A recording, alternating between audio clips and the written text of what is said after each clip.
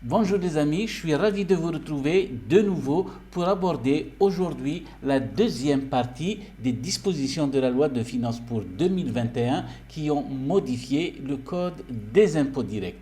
Dans une première vidéo, nous avons déjà abordé un certain nombre de mesures et là nous allons continuer avec le reste. Parfait mes amis, donc la première mesure dont il faut parler, c'est ici l'harmonisation du fait générateur en matière de TAP et de TVA pour les activités de livraison de biens dans le cadre des marchés publics d'une part et pour les promoteurs immobiliers d'autre part. Donc en fait mes amis, il s'agit d'une mesure de précision, d'une mesure d'éclaircissement puisque le fait générateur, si vous voulez, pour ces deux activités a été explicité dans le code des TCA, plus précisément article 14, mais ceci n'a pas été précisé pour le code des impôts directs. Je pense à l'article 221 bis du code des impôts directs.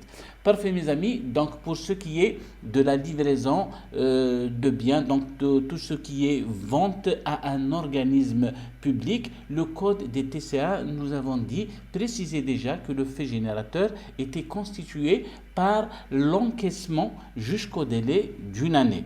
Et la même chose pour l'activité de promotion immobilière. Nous avons dit que le fait générateur pour les promoteurs immobiliers en matière de TVA était la livraison matérielle ou juridique. Qu'est-ce que cela veut dire? La livraison matérielle, mes amis, c'est la remise des clés, c'est-à-dire occupation des locaux par le bénéficiaire. Et la livraison juridique, c'est quoi? C'est l'établissement de l'acte définitif par le notaire. Bien entendu, mes amis, donc ceci n'a pas été précisément noté dans l'article 221 bis pour ce qui est de la TVA. Là, c'est chose faite. Nous avons dit que ce soit pour les promoteurs immobiliers, que ce soit pour les ventes à des organismes publics dans le cadre des marchés publics. Nous avons dit que le fait générateur est constitué ici par l'encaissement jusqu'au délai d'une année. Cette mesure s'explique, mes amis, par le fait que les organismes publics tardent assez souvent à payer leurs factures, ce qui occasionnerait, si vous voulez, une gêne à ces entreprises qui livrent des biens, marchandises et denrées alimentaires, par exemple, à ces organismes publics. Donc, il s'agit d'une mesure de clarification et d'harmonisation en la matière. Puis, deuxième mesure, mes amis, nous allons parler de l'imposition à la marge des produits soutenus par l'État dans le cadre du régime de l'IFU. Donc, vous savez, mes amis, je vais vous donner un exemple très simple.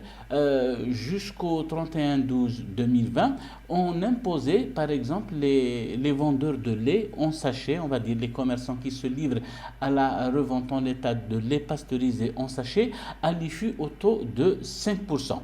Or, mes amis, nous remarquons facilement que le taux de l'IFU, qui est de 5%, va complètement absorber la marge bénéficiaire qui n'est que de 80 centimes de dinar. Donc, pour un sachet de lait qui est commercialisé à 25 dinars au consommateur, le détaillant ne prend qu'une marge de 80 centimes. Donc, nous remarquons avec un calcul simple que le taux de l'IFU est supérieur, bien entendu, à cette marge, ce qui est anormal. Donc, mes amis, cette nouvelle mesure va induire en quelque sorte le procédé d'imposer seulement la marge, puisque nous avons dit cette marge est inférieure au taux de l'IFU. Donc, c'est valable, mes amis, pour les commerçants qui commercialisent, nous avons dit, ces produits de large consommation soutenus par le budget de l'État, lorsque nous avons dit cette marge est inférieure au taux de l'IFU et bien entendu à la condition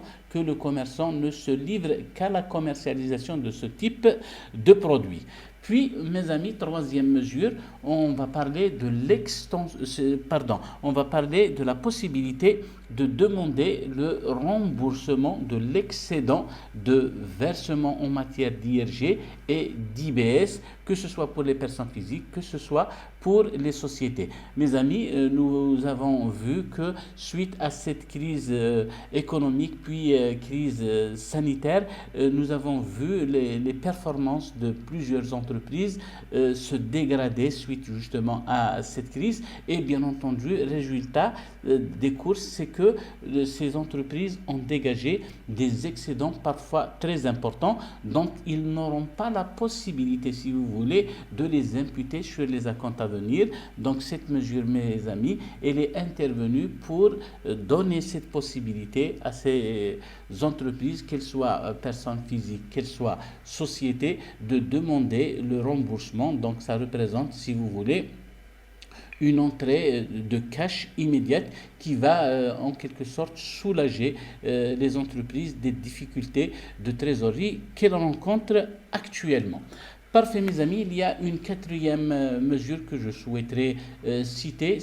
Elle concerne d'une manière générale les titulaires des professions libérales. Donc, on les a dorénavant inclus dans le champ d'application de l'IFU. Donc, si vous voulez, vous vous souvenez, en 2020, la loi de finances initiale avait en quelque sorte inclus toutes ces professions libérales obligatoirement dans le régime de l'IFU. Puis, comme vous le savez, il y avait la contestation que nous avons observée. Puis, les pouvoirs publics ont, dans la loi de finances complémentaire pour 2020, abrogé cette mesure. Donc, dorénavant, les titulaires des professions libérales, qui relèvent bien entendu des bénéfices non commerciaux, sont désormais soit à l'IFU lorsque leur chiffre d'affaires ne dépasse pas 15 millions de dinars, ou alors obligatoirement au régime du réel lorsqu'ils dépassent bien entendu ce seuil qui est de 15 millions de dinars. Donc la précision apportée par cette nouvelle loi de finances, mes amis, c'est que dorénavant elle inclut expressément